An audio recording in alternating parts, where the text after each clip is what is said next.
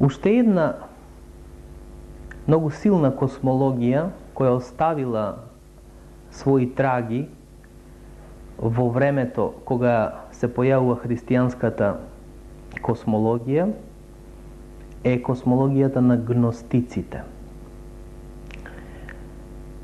Тие приметиле дека светот во кој што живееме е свет во кој владее злото. И не сакале да го поврзат таквиот зол свет со добриот Бог. Се плашеле, значи, да го поврзат стварањето на светот со Бога како негов створител. Затоа создале една теорија дека светот го создал некој демиург, име секако кое е присвоено од грчката философија, според која и таму тој демиург или архитект го создава светот од веќе предпостоечка материја, но кај гностиците тој демиург е еден од паднатите духови, и тоа последниот од нив, и го создава тој овој свет, го креира ваков каков што е, и заради тоа што и самиот е зол, и светот постанува зол. Тоа е еден обид на гностиците да најдат некаков начин да создадат една онтологија и на злото. Повлијаени се веројатно од персиската религија, во која има две начела, едно на доброто и едно на злото. Но без тенденција овој пат да навлегуваме подлабоко во учењето на гностиците, сакаме само да ја прикажеме на кратко нивната космологија која се разликува, како гледаме, од другите космологии кои се присутни на просторот и во времето во кое се создава и христијанската космологија. Значи, според нив, светот не е створен ни од што, како што не е створен ни од што и во грчката философија, туку од веќе предпостоечка материја. И стварањето на светот, подобро речено создавањето на светот, бидејќи стварање вистинска поема, со други зборови, на светот е она кое Бог го прави кога го создава, односно ствара светот ни од што. Едно е да се ствара ни од што, а друго е да се создава од веќе некоја предпостоечка материја. Значи, според гностиците, светот е создаден од некој од паднатите духови, последниот од нив, кој тие го нарекуваат демиург, и затоа што е производ на еден зол дух, светот сам по себе веќе е зол. На тоа се спротиставуваат оците кои живеат во тоа време, кога се појавува гностицизмот, особено е познат свети Иринеј Лионски, кој живее и епископствува во градот Лион во денешна Франција, но кој многу долго време бил на исток и добро се запознал со вистинското учење на црквата. И тој има повеќе книги и на повеќе наврати се осврнува против ересите познати во тоа време, меѓу кои е и гностицизмот, кој секако многу различно и ја опишува космологијата од онаа која ја прифатила во тоа време црквата. Уште еден многу силен философ во тоа време живее, тоа е Филон Александриски, кој по потекло бил евреин, но по убедување платонист. И сакал да ги измири овие две космологии. едната, еврејската, дека Бог е апсолутно слободен и трансцендентен во исто време, значи надвор од светот и не е принуден со било што од светот, и она Платоновата философија дека сепак доминантна е идејата на доброто и убавото и се што се случува во креацијата на светот е подчинето на таја идеја. И затоа тој Бога го нарекол ум. И бидејќи умот не приличи да биде неделатен, тој констатирал дека барем во тој ум, во мислите на тој ум, светот постојано постои, па дури и пред неговото материјално стварање ни од што. Значи, кај Филона веќе имаме констатација дека светот е створен ни од што. Претходно не постоел во некој друг облик. Но, со тоа што дозволил да светот постои во идеален облик, во мислите Божји, значи, со истата вечност со која постои Бог, повторно направил грешка и не е таа истата космологија која ќе ја прикажат христијаните, кои потполно ќе го ослободат Бога од нужноста да го создаде овој свет. Мислите Божии за создавањето на светот Филон Александриски ќе ги нарече логоси на битијата. Значи, логика или смисла на светот, логика или смисла на битијата. Тој збор, кој е многу конструктивен, кој е познат и во другата, постара уште грчка философија, ќе го исползува многу подоцна Свети Максим Исповедник, за некако да ја заокружи православната или воопшто христијанската космологија. Но во времето кога живее Филон Александриски, со тоа што ги употребува овие грчки изрази логоси на битијата и во исто време терминот ни од што за создавањето на светот, се прави обид да се направи извесен компромис помеѓу старозаветната космологија, еврејската космологија и грчката космологија.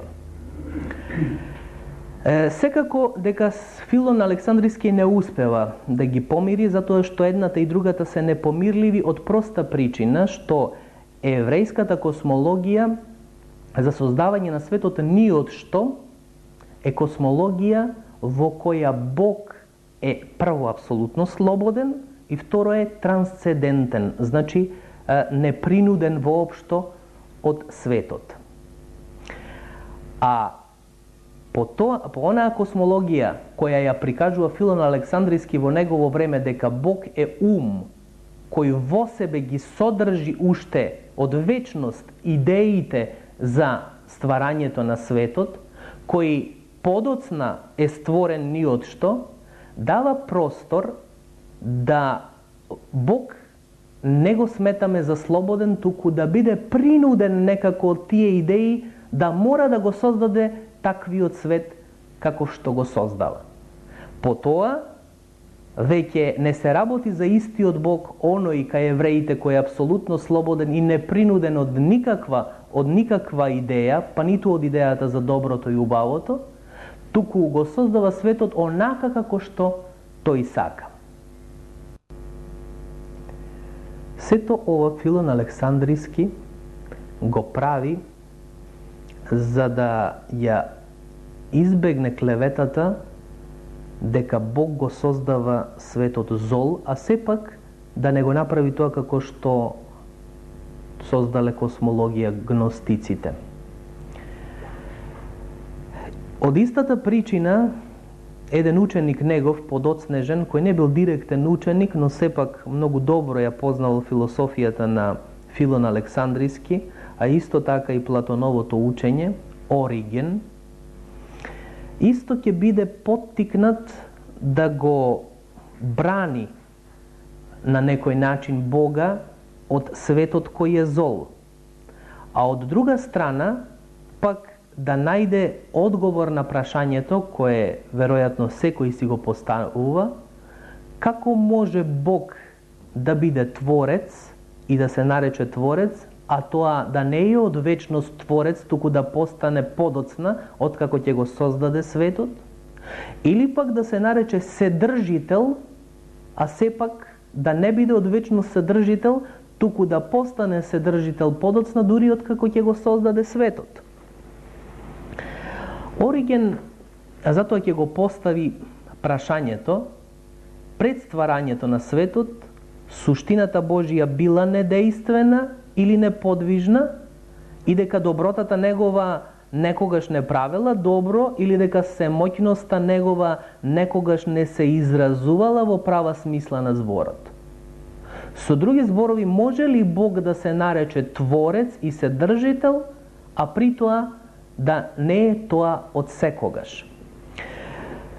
Ова е нормално едно прашање за секој кој барем малку навлегол во философијата на грчките философи, кои секогаш на Бога му препишувале една неподвижна статичност, да не може да трпи промени. И ако се согласи некој дека можело Бог да не биде од секогаш творец или да не биде од секогаш седржител, тоа веќе е опасно да поверуваме дека таквиот Бог е вистинскиот Бог, ако претрпел некоја подоцнежна промена. Значи, да се помири како е тоа можно Бог од секогаш да биде седржител и творец, а при тоа да го создаде, односно да го створи светот ни од што, и при тоа да не даде некој друг да го создаде, особено не некој од злите и паднати духови, како што тоа го уче агностиците, тоа било навистина една голема маисторија, која бара многу големо просветление и откровение Божјо. Иако Ориген е многу голем, создава во негово време една многу сериозна систематика на црквата. Сепак, по ова прашање, неговиот ум не ќе може да стигне до тие длабочини, да открие како е можно светот да постои од вечност, а сепак да не биде со истата вечност со која постои Бог. Бидејќи, во грчката философија светот се поврзува со идеите. Кај Филон Александриски, светот се поврзува со мислата Божја, која е повторно идеја. И Ориген на некој начин потпаѓа под истата грешка и допушта светот на тој начин да постои со истата вечност со која постои Бог, бидејќи допушта светот да биде во мислата Божја од секогаш. Но мислата Божја која е производ на суштината Божја, тоа е веќе нешто што го чини да не биде во согласност со преданието на Стариот Завет, кое Бога го има за апсолутно слободен и за апсолутно трансцендентен Бог, кој создава ни од што. Не може со други зборови Ориген да стигне до она до кое ќе дојдат подоцна во космологијата оците на црквата, особено Атанаси Велики, кој е исто така ученик на таа Александрийска школа, дека идејата за создавањето на светот не се поврзува со суштината Божја, туку со волјата Божија. Бог го создава светот од вечност вистина, но тоа создавање е производ на неговата волја, а не на неговата суштина.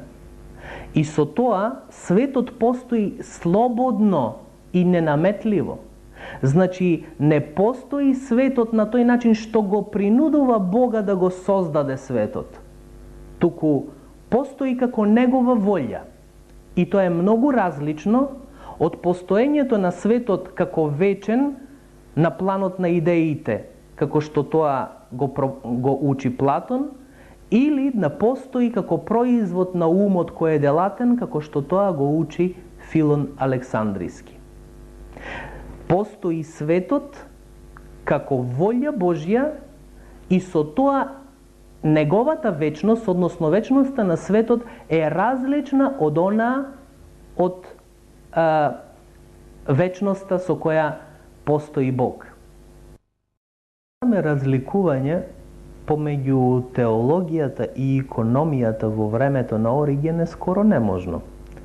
Зашто таквото разликување кое во Западната црква дури и до ден денес го нема, на исток почнува да се јавува дури во времето на кападокијците.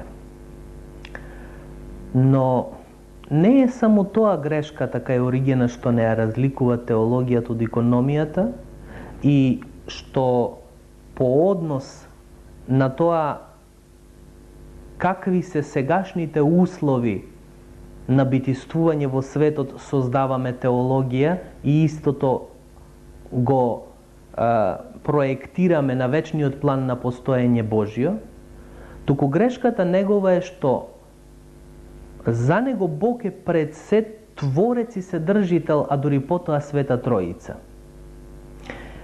Тоа е многу битно, бидејќи со тоа што е Творец и Седржител, во Бога му се дава предимство на суштината и на енергијата од она што би требало да ја има личноста. Бог е пред се и постои пред се како Света Троица, како Отец, Син и како Свети Дух. А дури ако може да се рече отпосле, бидејќи во вечноста нема отпосле, но условно речено, дури отпосле е Творец и Седржител. Што значи не може на основ на тоа што за нас Бог, за луѓето и за светот пред се е Творец и Седржител, да сметаме дека и во вечноста, уште пред да го создаде Бог светот, од секогаш е Творец и Седржител и тоа е најважниот негов начин на постоење. Бог пред се постои како Света Троица, но постоејќи како Света Троица, тој исто така од вечност е Творец и Седржител, но слободно и непринудено.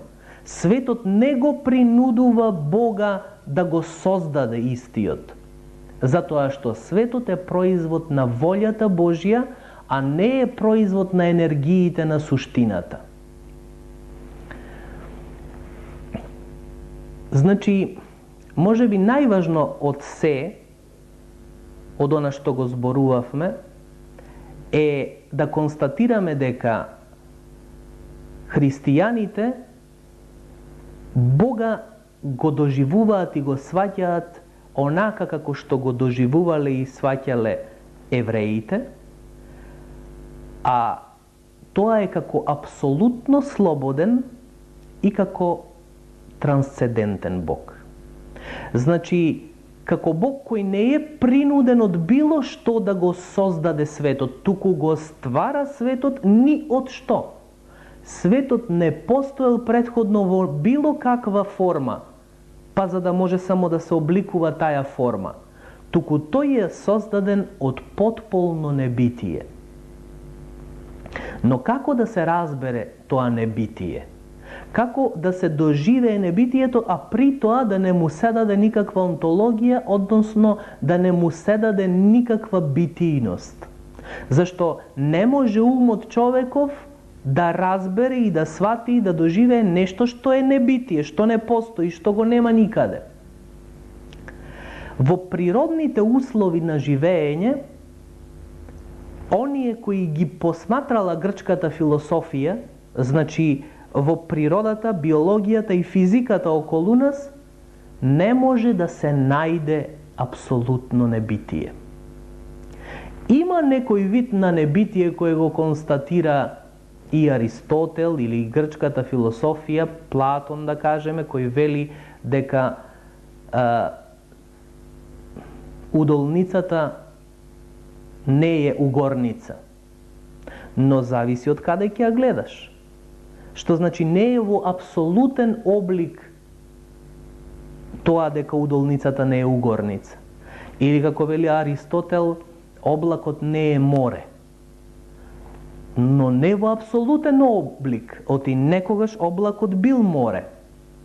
Што значи, посматрајќи ги природните услови, никогаш не можеш да најдеш апсолутно небитие, нешто што не било во ниту каква форма, во ниту каков облик и наеднаш постанало битие.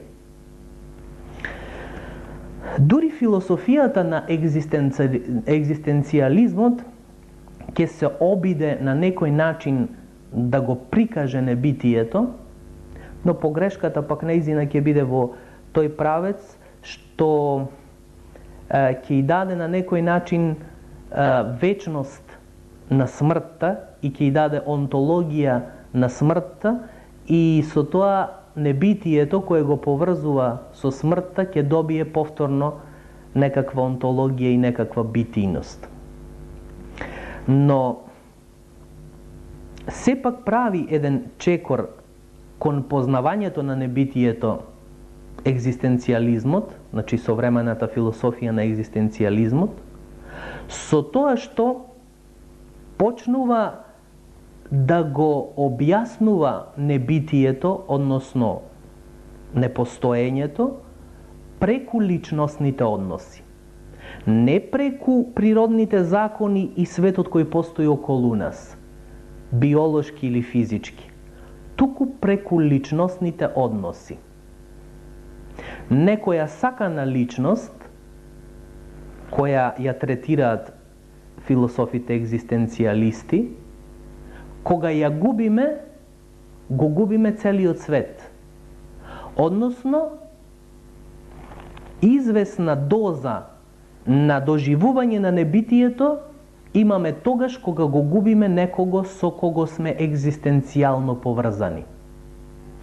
Другиот е нашето постоење, ќе го кажат токму тие философи екзистенцијалисти. И тогаш кога го губиме другиот, тогаш сме пред предизвик да го откриеме небитието и наше. Односно, колку ние сме втопени и внурнати во таквото небитие. Само во тие личностни односи можеме да дознаеме за небитието. И само во тие личностни односи можеме и да го спознаеме стварањето Божјо на светот ни од што. Ете, христијаните многу порано од философите екзистенцијалисти, токму преку тој личностен начин го доживувале стварањето на светот ни од што. Го доживувале преку личност и во личност. Биле убедени и свесни дека светот Бог го создал во личноста на својот возлюбен син и го гледа само преку неговиот возлюбен син. Го гледа целиот свет и сите нас, луѓе, само во Христа собрани. Тоа значи дека го гледа во личност, но како пак ние го гледаме светот. Потребно е и ние да го гледаме личностно, да го гледаме во однос со личноста Христова, која единствено е позната од Бога и единствено преку која Бог го создава светот. Го создава, значи, ни од што во личноста, но за да наследи вечност, за да постане битие.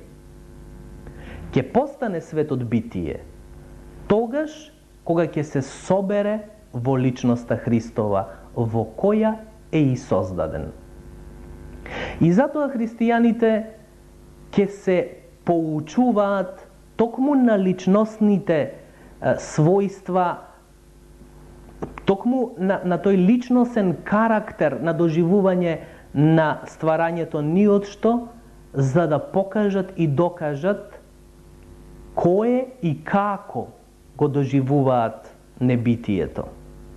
Ке го користат, да кажеме, и примерот со некоја сакана личност или со една мајка која го губи своето дете и која покрај уверувањата на целата наука дека Господ ќе ја даде друго дете, дека е таја способна да има да продолжи врстата и ќе има уште многу можности да роди други деца, таја нема да се задоволи со таквите констатации, затоа што во изгубеното дете го доживувала целиот свет.